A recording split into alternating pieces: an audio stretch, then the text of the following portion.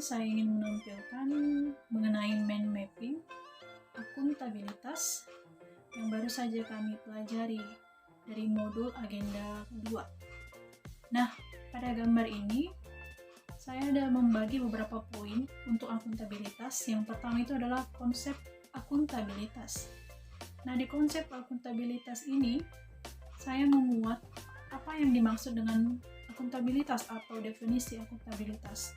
Akuntabilitas adalah kewajiban setiap individu, kelompok, institusi untuk memenuhi tanggung jawab yang menjadi amanahnya.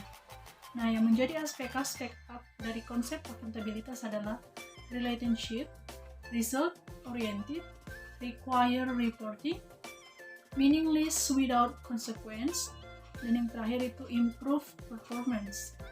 Lalu yang ketiga dari konsep akuntabilitas adalah pentingnya akuntabilitas.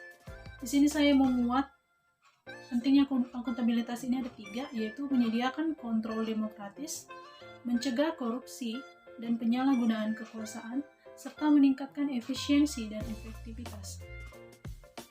Yang keempat dari konsep akuntabilitas adalah akuntabilitas personal, akuntabilitas individu, akuntabilitas kelompok, akuntabilitas organisasi, dan akuntabilitas stakeholder. Poin yang kedua dari akuntabilitas yaitu mengenai mekanisme akuntabilitas. Di sini juga saya membagi mekanisme akuntabilitas menjadi beberapa poin. Yang pertama itu adalah dimensi.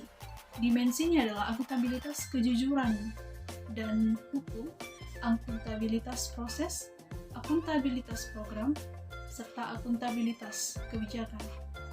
Lalu mengenai mekanisme, di sini saya memuat 3 mekanisme akuntabilitas, yaitu perencanaan strategi, kontrak kinerja, dan laporan akuntabilitas kinerja instansi pemerintah atau LAKIP. Yang ketiga itu mengenai lingkungan kerja. Nah, di sini ada memuat 9 nilai-nilai akuntabilitas dalam lingkungan kerja sebagai PNS yang akuntabel.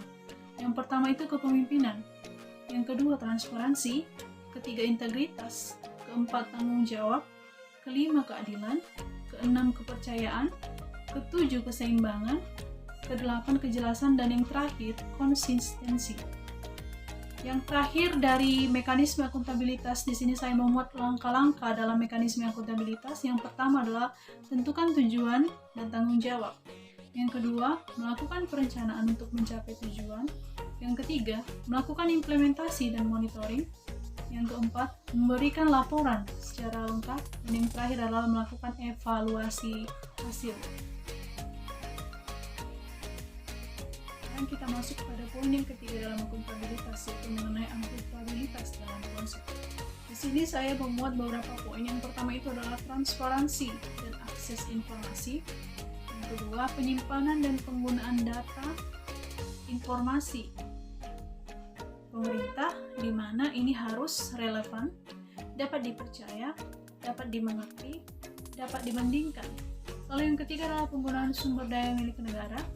Di sini penggunaan sumber daya milik negara itu harus sesuai prosedur yang berlaku. Lalu kita sebagai ASN juga bertanggung jawab dan efisien. Yang ketiga, kita harus mampu melakukan pemeliharaan fasilitas secara benar dan bertanggung jawab. Yang keempat, itu adalah praktek kecurangan. Di sini saya memuat ada 3 hal yang bisa membuka peluang praktek kecurangan. Itu yang pertama itu adalah adanya peluang, lalu yang kedua adanya tekanan, lalu yang ketiga itu adanya rasionalisasi. Nah, yang keempat ini adalah konflik kepentingan. Konflik kepentingan ini dibagi menjadi 2, yaitu konflik keuangan dan non keuangan. Terakhir, yang ingin saya jabarkan dalam akuntabilitas adalah menjadi PNS yang akuntabel. Di sini saya membagi menjadi 2, yaitu perilaku PNS yang akuntabel dan prinsip ASN.